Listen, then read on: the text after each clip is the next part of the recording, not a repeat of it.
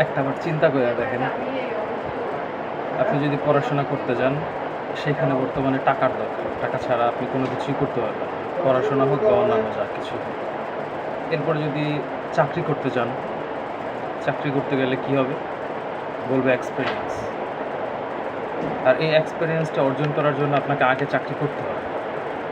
এখন আপনি এক্সপেরিয়েন্স যদি চাকরিতে না ঢুকেই এক্সপেরিয়েন্স অর্জন করতে যান, তাহলে কীভাবে সম্ভব? আসলে যারা ইন্টারভিউ বোর্ডে আছে তাদেরকে জিজ্ঞেস করা উচিত যে, ভাই আমাকে যদি চাকরি নাই দেন, তাহলে আমার এক্সপেরিয়েন্সটা হবে কোথা থেকে? আবার পড়াশোনা করতে গেলে আপনাকে টাকা লাগবে। আপনি টাকা ছাড়া ভর্তি হতে পারবেন না। টাকার জন্য কী করতে হবে? আপনাকে কাজ করতে হবে। আর কাজের জন্য কী হবে? এক্সপেরিয়েন্স লাগবে।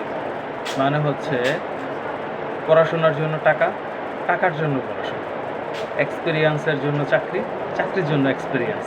ব্যাপারটা খুব ইন্টারেস্টিং।